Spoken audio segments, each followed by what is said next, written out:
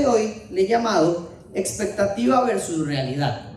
Y no sé si ustedes han visto estos memes, ¿verdad? Que dice como expectativa y realidad. Entonces, si me pueden ayudar enseñando ahí, ustedes no sé si han visto, ¿verdad?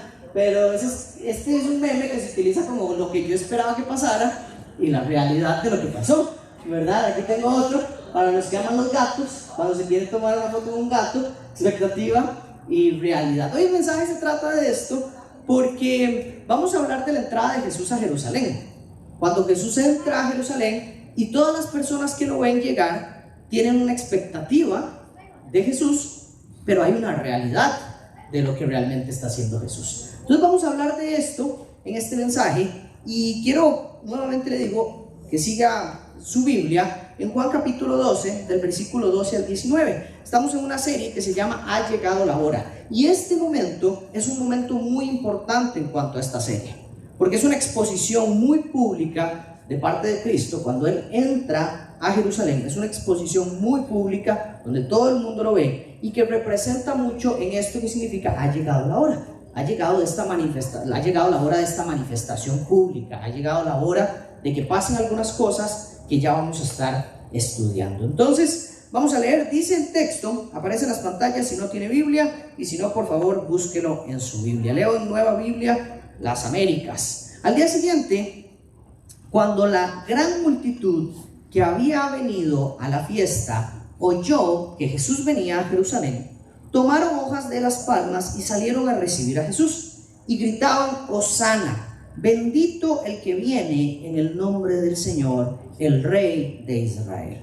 Jesús, hallando un asnillo, se montó en él, como está escrito: No temas, mira, Sión, he aquí tu rey viene montado en un pollino de asna.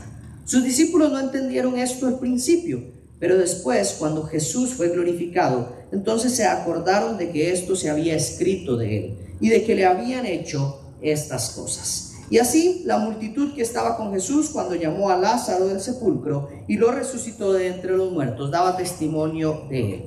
Por eso la multitud fue también a recibir a Jesús, porque habían oído que él había hecho esta señal. Entonces los fariseos se decían unos a otros: ¿ven que ustedes no consiguen nada? Miren, todo el mundo se ha ido tras de él. Señor, te doy gracias por tu palabra y te pido, Jesús, que hoy nos dirijas en este estudio de tu palabra, que seas vos el que hable y que guíes esta enseñanza. Gracias por el tiempo que tenemos hoy acá para congregarnos como familia. Gracias porque tenemos tu palabra para enseñarla, para predicar y para escucharla. Señor, que tu Espíritu Santo trabaje en nuestros corazones para que esta palabra llegue y que dé fruto en nuestros corazones. Quita toda dureza, todo orgullo, toda venda que haya en nuestras vidas, para que podamos entender tu palabra de acuerdo a tu voluntad y que podamos ponerla en práctica. En el nombre de Jesús, amén. Tenemos acá un evento muy interesante y vamos a irlo desglosando versículo por versículo. Y lo que vemos primero en el versículo 12 dice: al día siguiente, cuando la gran multitud que había venido a la fiesta oyó que Jesús venía a Jerusalén, y ahí hay una coma que hace una pequeña pausa. Lo primero que hace Juan es algo que hace todas las veces, casi siempre que arranca con un tema nuevo, con un evento nuevo, es que nos da un poco de contexto de lo que está pasando. Juan hace una pausa para decirnos: esto está pasando en este momento, este es el contexto, dónde estamos ubicados, quién está hablando, cuáles son las personas que están participando de esta actividad, dónde están pasando los eventos. Y Juan aquí lo hace una vez más y vemos algunas cosas interesantes. Lo primero es que dice al día siguiente. ¿Al día siguiente de qué? Bueno, Juan se está refiriendo al día siguiente de la cena en la que María había ungido los pies de Jesús, que fue lo que hablamos la semana pasada. Al día siguiente de esto, o sea, Jesús estaba en la casa, recuerden, de Simón el leproso. María había ungido los pies de Jesús. Judas había criticado esto que había hecho María. Al día siguiente de esto, que también toda la multitud de fariseos había llegado y una gran multitud estaba en ese lugar viendo que Lázaro estaba vivo. Al día siguiente de eso, bueno, Jesús, la gente oyó que Jesús venía para Jerusalén. Al día siguiente la gente se enteró que Jesús venía de camino a Jerusalén. Entonces aquí Juan nos da primero este contexto, y aquí hay algunas cosas importantes a destacar. Aquí dice: una gran multitud que había venido a la fiesta oyó que Jesús venía a Jerusalén. Aquí lo que vemos es una tradición, una costumbre judía de ir a Jerusalén a celebrar la Pascua. Entonces, recuerden que la semana anterior que vimos los primeros versículos de Juan capítulo 12, arranca el capítulo diciendo a 6 días de la Pascua.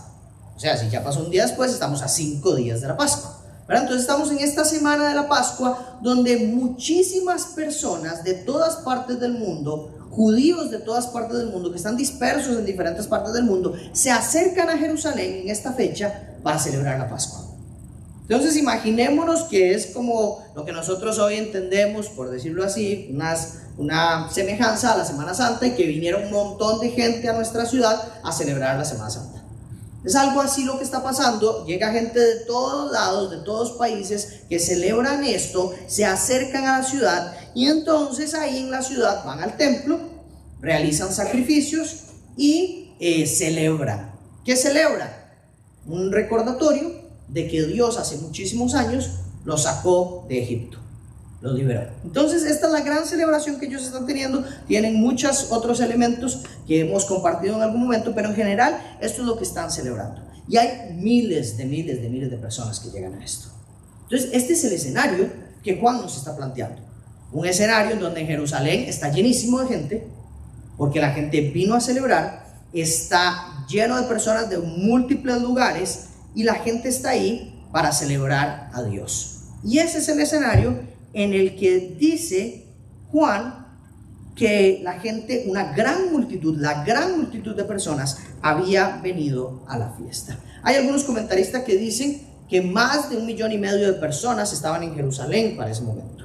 Entonces estamos hablando de una ciudad colmada de personas, ¿verdad? Hay otros que hablan de un número más alto, hay otros que hablan de menos, pero por ahí pueden dar el número en promedio. Y estas personas se enteran de que Jesús viene de Betania a Jerusalén. Y aquí hay un pequeñito mapa, si me pueden enseñar la siguiente imagen, para ilustrar un poco. No sé si está. Ok, perfecto. Aquí podemos ver, Jesús estaba aquí en Betania. Jesús estaba en Betania, donde era la casa de Simón el leproso, donde había pasado la cena que María había ungido, y después Jesús camina por acá, pasa por este lugar que se llama Betfagé, que es interesante, ahorita vamos a hablar un poquito de él. Pasa por el Monte de los Olivos, sube el Monte de los Olivos, baja el Monte de los Olivos y llega a Jerusalén por este costado, el costado norte de Jerusalén. Entonces, más o menos esta es la escena que estamos viendo. Jesús ha hecho este recorrido, la gente se enteró que Jesús venía en este recorrido, y la gran multitud que estaba en Jerusalén se entera que Jesús va a entrar a Jerusalén. Y vemos en el siguiente versículo la recepción, ¿verdad?, del pueblo. Dice el versículo 13, o leo completamente toda la oración. Cuando la gran multitud que había venido a la fiesta oyó que Jesús venía a Jerusalén, tomaron hojas de las palmas y salieron a recibir a Jesús, y gritaban: Hosana, bendito el que viene en el nombre del Señor, Rey de Israel. Entonces Jesús viene a hacer este recorrido. Jesús aparece o camina, ¿verdad?, y aparece en la puerta de esta entrada a Jerusalén, y la gente está ahí esperando a Jesús y haciendo todo un evento de recibimiento a Jesús, con palmas y gritando y cantando y celebrando: Hosana, bendito el que viene en el nombre del Señor, Rey de Israel. Y aquí vemos que hay dos cosas. Vemos que está una multitud que está esperando, la llegada de Jesús, que se ha preparado para recibir a Jesús, y además Jesús viene con una multitud desde Betania.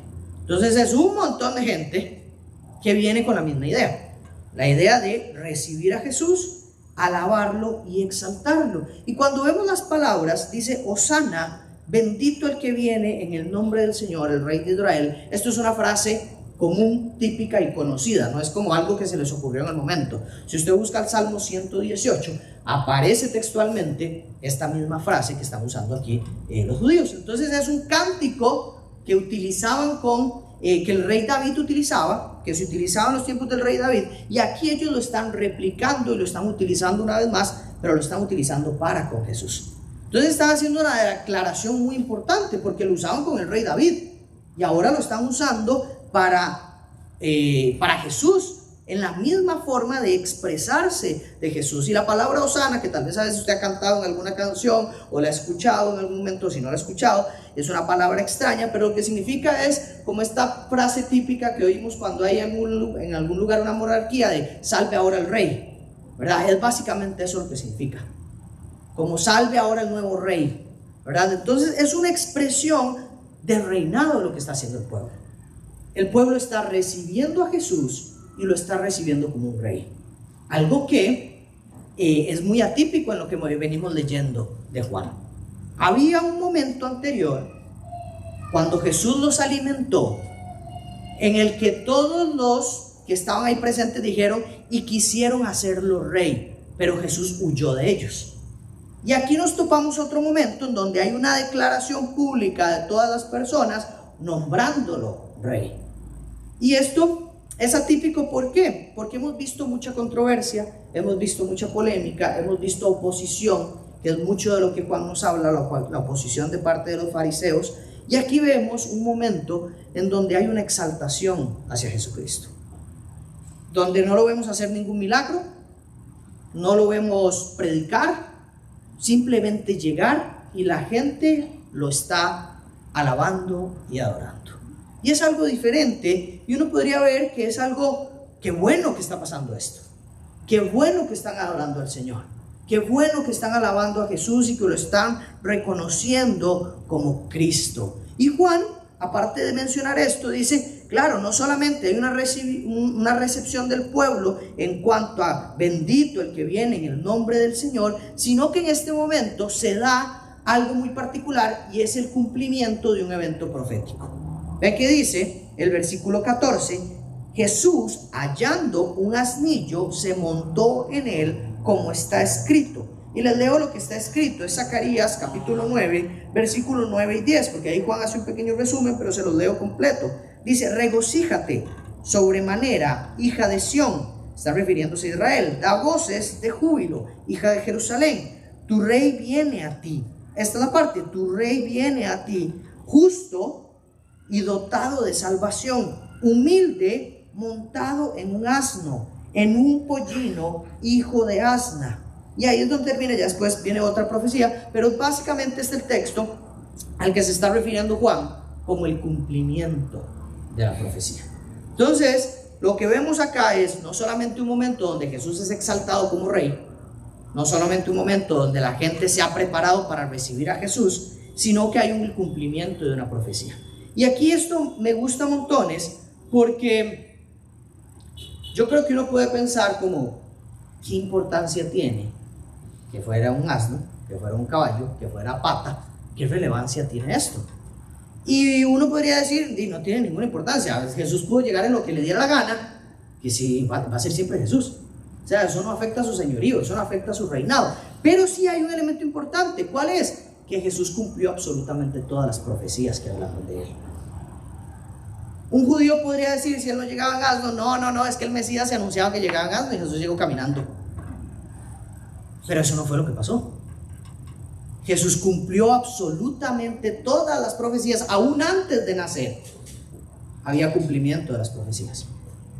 En el momento en que nace, la forma de su nacimiento, la forma de llevar su ministerio, la forma de llegar a Jerusalén, la forma de ser capturado, la forma de ser vendido, la forma de ser asesinado, la forma de su resurrección, todo estaba anunciado en el Antiguo Testamento. No hay nada que haya sido una ocurrencia del momento, no hay nada que no haya sido planificado por Dios, no hay nada que Cristo no haya cumplido de acuerdo al Mesías esperado. Y eso es muy importante que lo destaquemos, porque todas las profecías, por más de que uno diga que importa que anda montado en un burrito, eso no, todas las profecías son importantes, porque solo Cristo las cumplió absolutamente todas, porque no hay otro que haya cumplido todas las profecías, y porque dan testimonio y dan evidencia de que Jesús era el Mesías, de que Jesús es el Hijo de Dios, y eso es importante destacarlo. Entonces, esto es otro elemento que funciona para que la gente diga, claro, recuerden la profecía en Zacarías, decían que el rey venía en un asno. Y aquí lo estamos viendo, lo hemos visto hacer milagros, lo hemos visto salvar, lo hemos visto enseñar, lo hemos visto sacar demonios, lo hemos visto incluso resucitar a gente muerta, por supuesto, y ahora viene en el asno. Este es el rey que esperábamos. Está cumpliendo absolutamente todo, no se le escapa nada. Este es el rey que nosotros estábamos esperando. Y hasta ahí el mensaje es muy bonito, es muy positivo, y uno dice, qué bien por los judíos. Pero hay un tema aquí, en medio de esto, y es por el cual le he llamado al mensaje expectativas versus realidad. Y es que los judíos utilizan un título que Jesús no había utilizado para él mismo. Y el título es Rey de Israel. Ellos ven a Jesús como el Rey de Israel. Entonces, esto significa que para los discípulos hay expectativas de acuerdo a eso. Para las multitudes hay expectativas de acuerdo a eso. Y para los fariseos hay expectativas de acuerdo a eso. Ahora aquí el tema es, ¿será que las expectativas que tenían estos diferentes grupos eran las reales? ¿Era lo que Jesús venía a hacer? ¿Era el propósito que tenía Jesús? ¿O habían expectativas equivocadas que tenía la gente con respecto a Jesús? Dice el versículo 16, sus discípulos no entendieron esto al principio, pero después, cuando Jesús fue glorificado, entonces se acordaron de que esto se había escrito de él y de que le habían hecho estas cosas. En este relato de Juan acerca de la entrada a Jerusalén aparece en los demás evangelios, y en Lucas nos cuenta un poquito cómo fue que Jesús consiguió el burrito, el pollino de asna. Y es muy interesante porque Jesús manda a esta ciudad que les enseña, que se llama Betfagé, y manda a sus discípulos y les dice, vayan, ahí se van a topar un señor, y ahí ese señor va a tener un burrito, voy a decirlo así porque es muy largo el otro nombre, van a tener un burrito, van a traer el burrito, y cuando él les pregunte para qué es el burrito, ustedes solo le van a decir, el Señor lo necesita, el Señor lo ha solicitado, y listo. Entonces los discípulos van, pasa exactamente eso.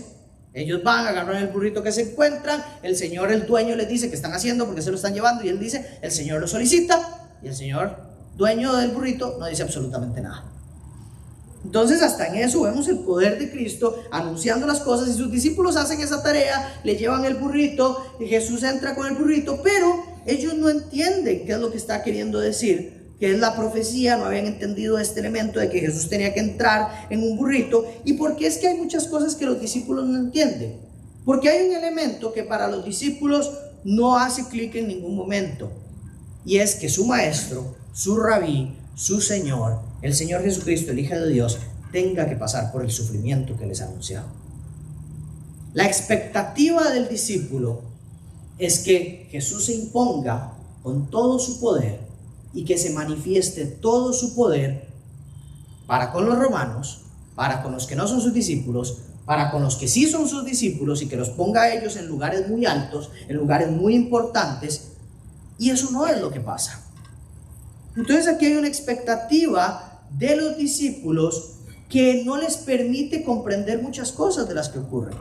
Por eso Pedro le dice, no, yo no voy a permitir que pases por ese sufrimiento. Por eso se molestan, por eso no están de acuerdo cuando se habla de la traición, de que uno de ustedes me traicionará. Todos estos elementos, todas estas cosas que viven los discípulos, genera un choque con lo que ellos piensan. Porque ellos tienen la expectativa de que vino el Hijo de Dios, ¿quién lo va a hacer sufrir? Vino el Hijo de Dios, ¿cómo es que nos está anunciando su muerte? Vino el Hijo de Dios, ¿cómo es que nos está hablando de que no va a estar, de que se va a apartar, de que va a morir y que en 3 días va a resucitar? ¿Cómo es eso de lo que nos está hablando? Entonces, muchas de las cosas que Jesús habla, que Jesús enseña o que Jesús hace, no tienen sentido para los discípulos, porque ellos tienen otra expectativa y no entienden todo lo que está hablando. ¿Cuándo lo entienden? Lo entienden en el momento de la resurrección, y lo entienden cuando se derrama el Espíritu Santo sobre ellos. En Hechos capítulo 2, capítulo 1 y 2, podemos ver cuando hay un entendimiento completo de lo que Jesús había anunciado, y que Jesús les había anunciado eso. Cuando reciban el Espíritu Santo, comprenderán absolutamente todas las cosas que les he dicho. Y hasta ahí la expectativa que ellos tienen se cae para darse cuenta de la realidad de lo que Cristo vino a hacer aquí en la tierra. Entonces, esto pasa con los discípulos. Y hay una posterior comprensión, y es muy valiosa y es muy importante, y gracias a Dios que el Espíritu Santo trajo esta comprensión posterior, porque si no, seguramente el Evangelio no hubiera llegado a nosotros al día de hoy, porque se hubieran quedado sin comprender las profundidades de lo que hizo Cristo. Pero en este momento su expectativa no calzaba con lo que estaba pasando. Yo me imagino a los discípulos decir: ahora sí llegó el momento, ya Jesús lo están declarando rey, ya lo están aceptando como rey, seguro yo voy a ser el dueño de un lado, a mí me van a encargar de esto, a este lo van a encargar de estas otras cosas, ahora sí, no más pescar, porque ahora sí vamos a estar en puestos importantes. Esa pudo haber sido una posición. Otra posición, tal vez, algunos dirán: ahora sí vamos a matar a todos los romanos. Listo, vamos a cortar cabezas. Jesús va a hacer algo como lo del rey David, y el rey David va a ir a conquistar las tierras, así como lo hizo David, lo va a hacer Jesús. Llegó nuestro momento de imponer la ley de Cristo y chao todos los romanos. Somos la nueva fuerza. Algunos pueden haber pensado esto, pero eso no es lo que está pasando. Para las multitudes, ojo lo que pasa con las multitudes. Vemos versículo 17 y versículo 18, dice: y así la multitud que estaba con Jesús cuando llamó a Lázaro del sepulcro y lo resucitó de entre los muertos, daba testimonio de él. Por eso la multitud fue también a recibir a Jesús, porque habían oído que él había hecho esta señal. ¿Qué está diciendo Juan de la multitud? Está diciendo que la multitud que venía de Betania venía contando: Jesús resucitó a Lázaro, Jesús resucitó a Lázaro, este que viene del asnillo, ese fue el que resucitó a Lázaro. Pongan atención, él resucitó a Lázaro. Y todas las multitudes estaban escuchando eso, y al mismo tiempo se juntaron las dos multitudes para expresar alabanza y adoración a Jesús. Pero, ¿qué esperaba la multitud? Lo que dicen ellos: el rey de Israel. Esta gente, para que nos demos una idea, lleva aproximadamente unos 550 años sin tener un rey, y está acostumbrada a tener un rey. Por ese tiempo tuvo al rey David, tuvo a Saúl, tuvo al rey David, tuvo al rey Salomón, después tuvo un montón de reyes en los reinados del norte, reinados del sur. Algunos fueron buenos, algunos fueron muy malos, y después del año 500 antes de Cristo, 500 y pico antes de Cristo, no más reyes. Entonces ellos vienen acostumbrados a vivir bajo una monarquía donde el rey era el salvador. El rey conquistaba, el rey vencía, el rey se imponía, el rey los liberaba, el rey los ayudaba, el rey conquistaba nuevas tierras. Pasan 500 años donde no hay un rey y aparece Jesús. Y ellos dicen: este es el rey, este es nuestro nuevo rey, es el rey de Israel.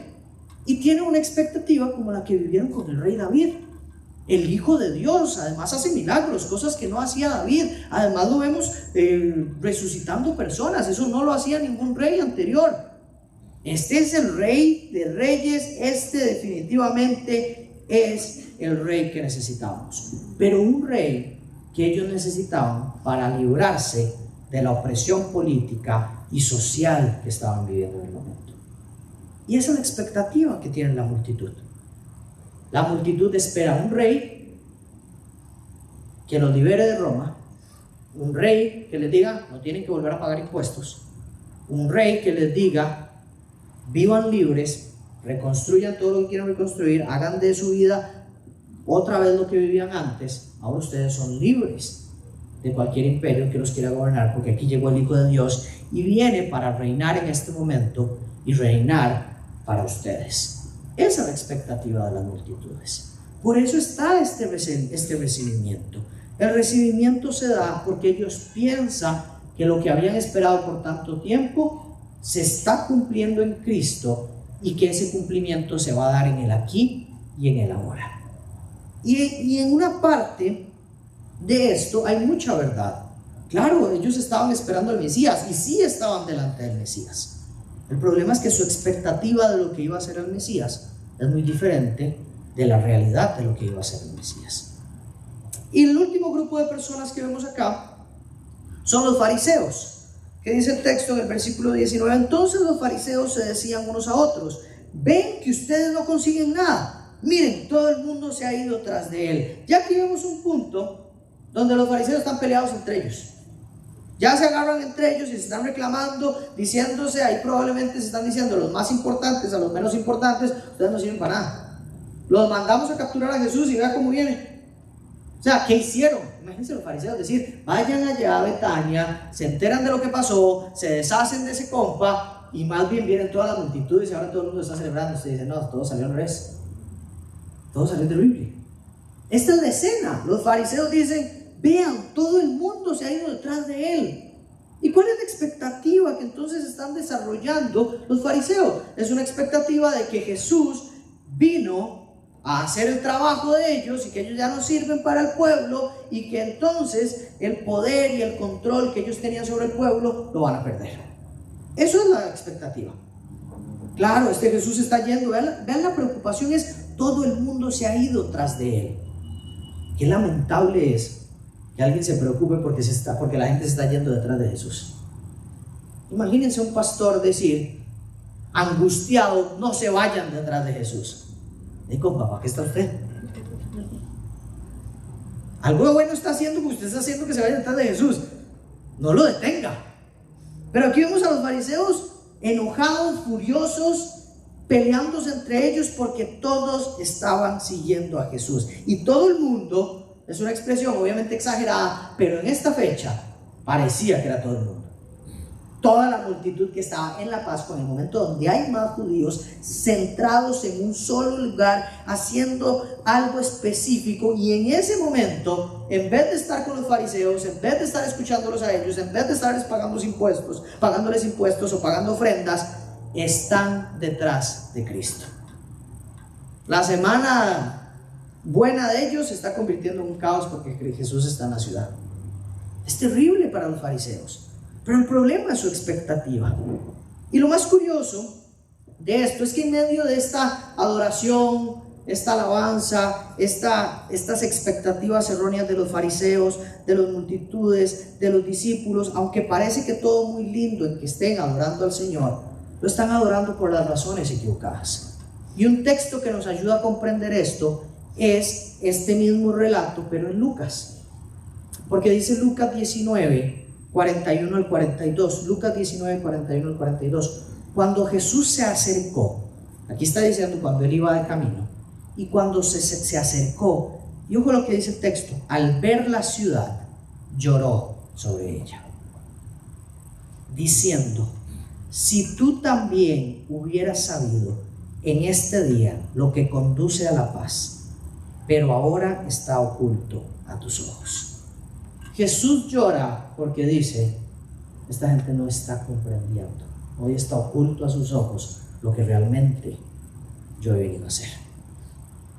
Que mi camino, mi día, mi llegada no conduce a la guerra que ellos esperan, conduce a la paz. No conduce a que yo venga a matar y exterminar a todos los pecadores y a todos los romanos, sino que conduce a la paz.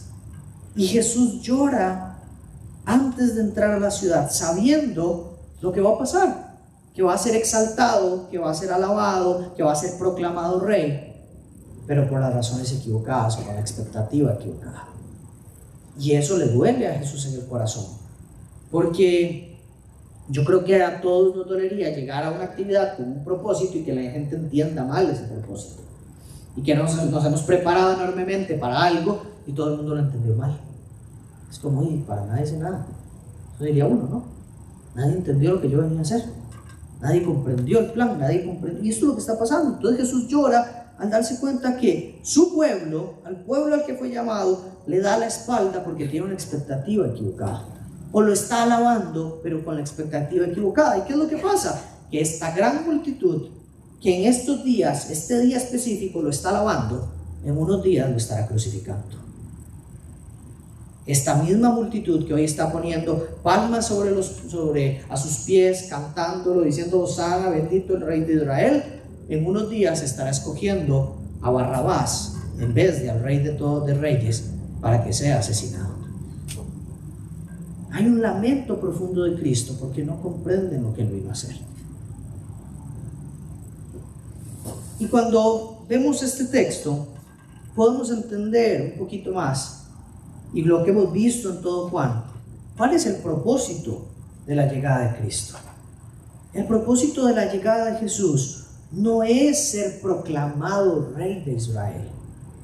Él no vino a la tierra a ser el Rey de Israel. Él vino como siervo humilde. Y esto es importante verlo. Vino como siervo humilde de paz para sacrificarse y para que después de su sacrificio y su resurrección fuera puesto como Rey absoluto de la eternidad. El título de Rey de Israel es muy corto para Cristo. Cristo es Rey de la eternidad. El título del Rey de Israel es muy pequeño para la gran obra que está Cristo haciendo. Él es Rey de reyes, Señor de señores, Rey de todas las naciones, Rey de todo el universo, Rey absoluto de toda lengua, de toda nación, de todo pueblo y de toda tribu. Ese es Cristo. Y es interesante que Él haya llegado en un burrito, porque a veces esto podríamos pensar, ay, es que no tenía la plata para conseguir un caballo. No, no se trata de eso. Lo que significa que Jesús haya llegado en un burrito es que en el contexto se sabe y se entiende que cuando un rey llegaba a una nueva ciudad en un caballo, llegaba en son de guerra. Pero cuando un rey llegaba a una ciudad en un burro, llegaba en son de paz. Hay un mensaje claro desde la profecía en Zacarías que dice: humilde, el Salvador, el Rey llegará en un burrito. Hay un propósito claro en todo el mensaje de Cristo. El propósito de decirle a Jerusalén: mi reinado no es de este mundo. Mi reino no es de este mundo. El propósito del Señor era cumplir la profecía, no para ser alabado de esta manera, sino para cumplir lo que estaba escrito. Pero también aquí vemos algo muy importante, y es que es el momento en el que el Señor decide exponerse al máximo nivel, porque ha llegado la hora de ser entregado. Este es el momento en el que Jesús da pie para su captura, su condenación, su sufrimiento, su muerte, pero sobre todo su resurrección. Porque imagínense ser Jesús, saber que los fariseos lo quieren matar, porque ya lo ha dicho muchas veces, y exponerse a tanta gente, exponerse a ser alabado públicamente, y que esto es como echarle sal a la herida para los fariseos. Esto es la gota que derrama el vaso. Jesús podría haber dicho: no, yo no me expongo a eso, porque yo sé que si me expongo a eso ya estoy listo. Pero no.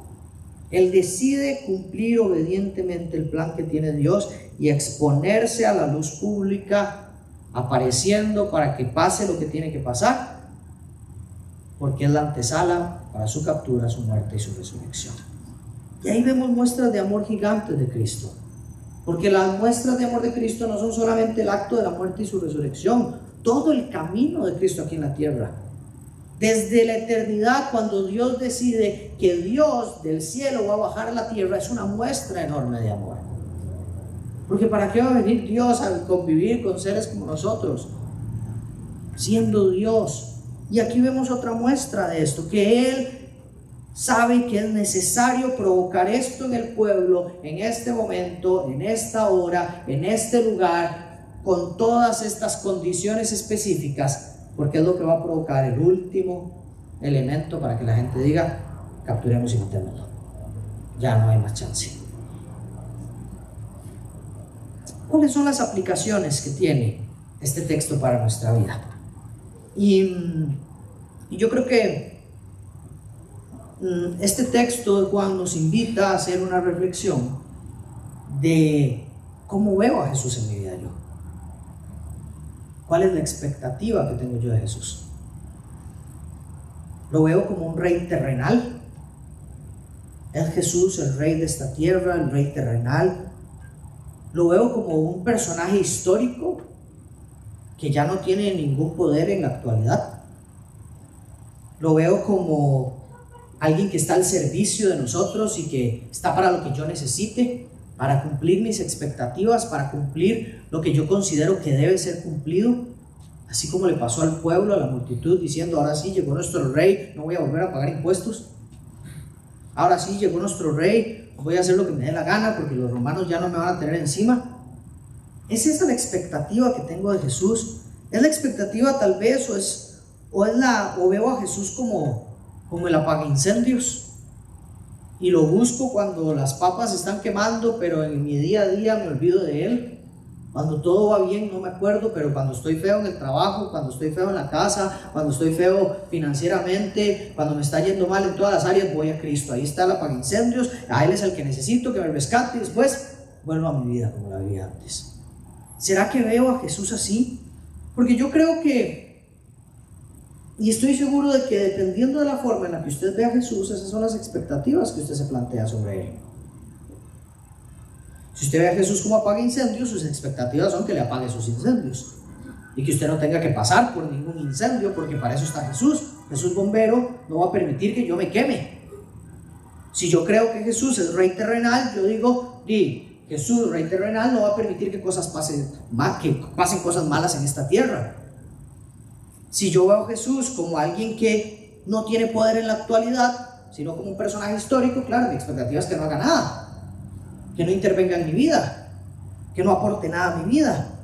Y si yo lo veo como alguien al servicio mío, de mis necesidades, de mis preocupaciones, de mis cuestiones, nada más, entonces mi expectativa va a ser la de un Jesús cajero, en donde lo que yo le pida Él me lo tiene que dar, y yo lo voy a declarar, lo voy a decir, lo voy a gritar, porque Él lo tiene que cumplir. Y declaro en el nombre de Jesús que yo voy a tener ese trabajo, porque Él está a mi servicio. Para eso está Jesús. ¿Y la otra parte? ¿Y mi responsabilidad como cristiano? ¿Dónde queda? Y es que definitivamente, dependiendo del Jesús que yo haya conocido o que conozca hasta el día de hoy, así van a ser las expectativas que yo desarrolle de Él.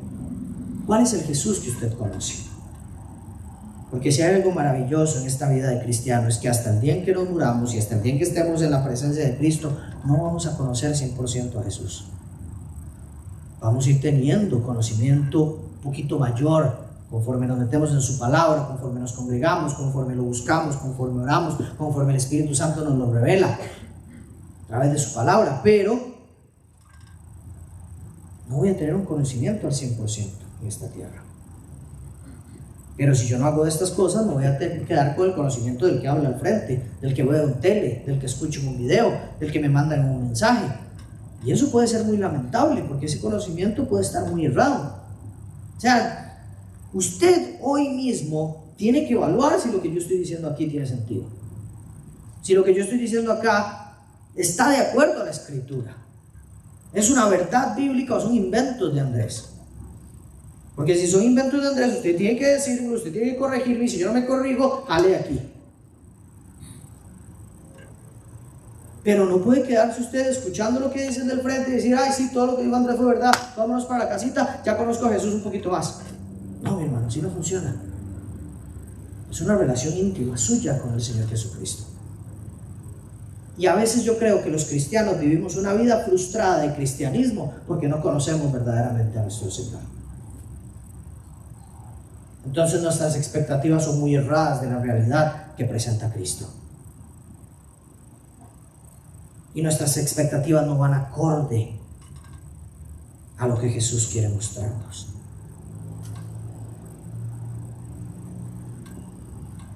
Los judíos esperaban un rey que los liberara de Roma. Y nosotros a veces esperamos un rey, un Cristo, que nos libere de una condición terrenal que estamos atravesando. Tal vez de la enfermedad, tal vez de un trabajo, tal vez de una condición económica, tal vez de una situación familiar. Y esas cosas pueden pasar. El Señor Jesucristo puede hacer esas cosas y las hace. Pero esas cosas son señales nada más. Ese no es el reino de Dios. El reino de Cristo no es que haga un milagro acá, porque Él hizo muchos milagros estando en la tierra. Y eso era solo pinceladas, señales de lo que significa verdaderamente el reino de los cielos. Entonces nosotros no debemos quedarnos con las señales, porque son señales del reino venidero. Y creo que siempre uso este ejemplo para ilustrarlo. Cuando usted va en la calle, va viendo la señal que dice Jacob a 75 kilómetros, usted no se detiene en la señal y dice, ya llegué a Jacob. No, usted dice, me faltan 75 kilómetros, pero esa señal me dice que por aquí voy bien. Estas son las señales de Cristo. Él nos dice, estas son señales. Las señales no es el reino, pero las señales les indican hacia dónde va el reino. ¿Cuál es el reino? ¿De qué se trata el reino? Él vino a la tierra para salvarte de tu condición, para santificarte y prepararte para estar en el reino absoluto, venidero y verdadero de Cristo. Y si esa no es mi expectativa, cuidado, porque puedo estar confiando en un Cristo que es muy diferente al que dice la palabra. Pero más allá de mi salud, más allá de mi enfermedad, más allá de mi tristeza, Él viene para salvarnos del castigo eterno y darnos vida eterna y hacernos caminar con Él toda una eternidad, reconciliándonos con el Padre. Y esa es la señal principal, o ese es el reino verdadero. El mensaje de hoy tiene, o la entrada triunfal de Jesús, tiene el propósito más grande que solo quedarnos con lo terrenal, con la celebración, ¿verdad? Entonces, es importante recordar esto, que el propósito de Cristo es redentor y va más allá de lo que pasa en Israel. El propósito de Cristo es redentor y es más allá de lo que pase aquí en mi casa, aquí en mi familia, aquí en mi hogar, aquí en esta ciudad, aquí en esta sociedad en donde puede que esté pasando situaciones muy difíciles. Jesús no solo quiere salvar a Israel, no solo quiere liberar a los judíos, su obra trasciende fronteras, trasciende los tiempos, trasciende las culturas, trasciende los idiomas, trasciende todas las cosas que nosotros vemos, trasciende cualquier obra terrenal. Y eso es algo que nosotros tenemos que recordar. Entonces, hoy mi mensaje básicamente es: veamos a Jesús como el Salvador de mi condición de pecado, el Salvador de mi muerte espiritual, el Salvador de mi muerte física, el Redentor que restaura mi relación con Dios y que pagó un alto precio una vez y para siempre, para que podamos vivir en la casa de Dios para siempre. Ese es el mensaje. Si Jesús hubiera sido un rey terrenal, tendría que estar realizando conquistas una y otra vez. Si Jesús fuera el rey terrenal, tendría que ir a conquistar hoy países europeos, países sudamericanos, gobiernos, narcotraficantes, políticos, en todo lado. Tendría que andar en todo lado haciendo eso. Pero no. La victoria de Cristo, la conquista de Cristo sucedió una vez y esa vez fue suficiente para toda la eternidad. Y no hay un rey que pueda hacer eso. Porque si entendemos la vida terrenal como un pedacito de toda la vida que Dios ha prometido, de nada sirve tener un rey terrenal que conquiste y tener una vida eterna donde no haya un rey conquistador.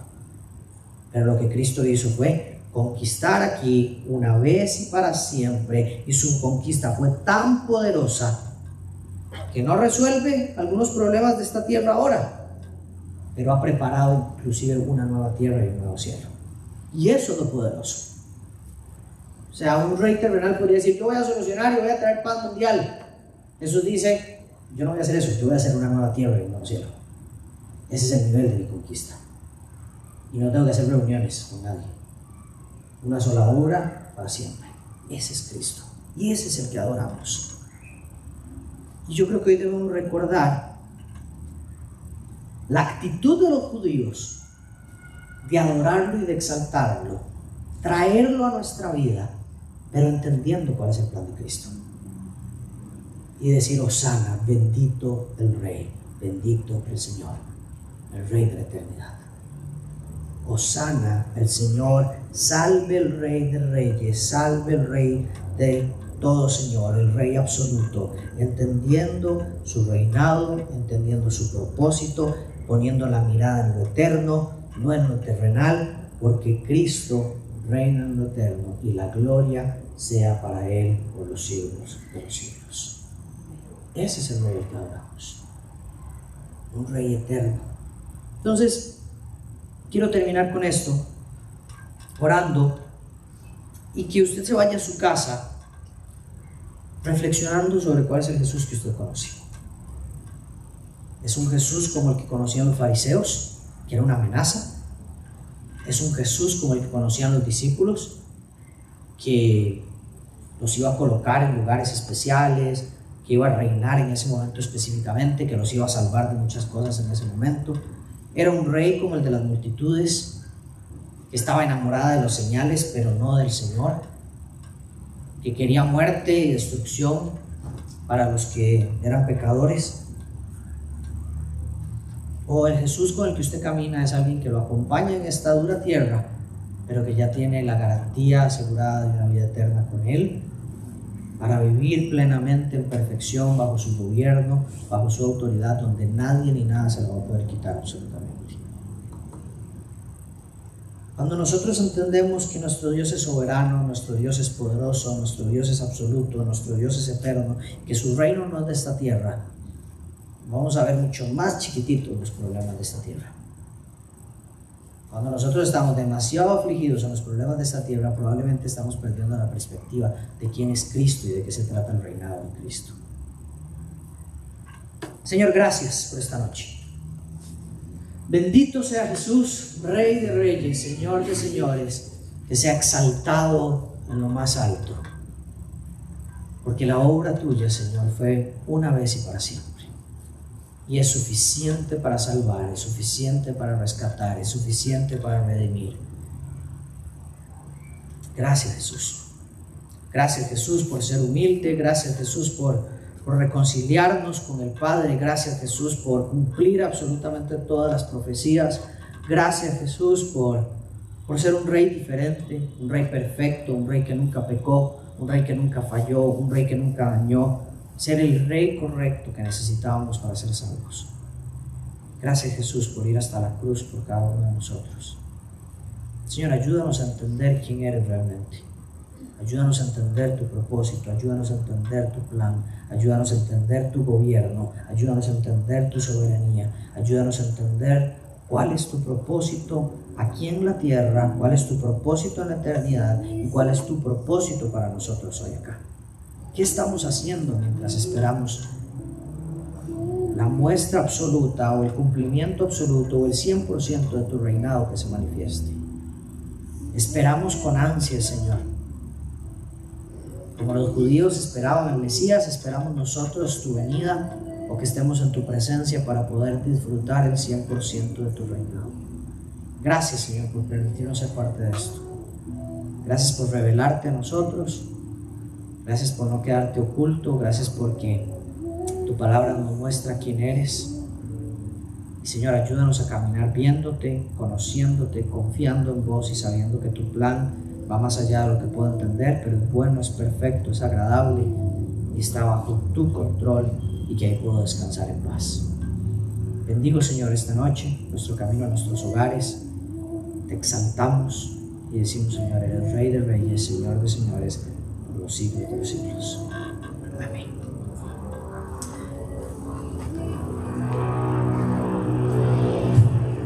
Bueno, familia, demasiadas gracias por haber venido hoy. Ya saben, pueden pasar allá, ya van a estar los muchachos, los hombres sirviendo comida, arroz con pollo, papitas, fresco. Es totalmente gratuito, entonces pueden pasar. Ya ahorita acomodamos mesas para que también puedan sentarse a gusto donde quieran y que terminen de disfrutar este rato. De parte del pastor, de toda la iglesia, los amamos y que les vaya muy bien.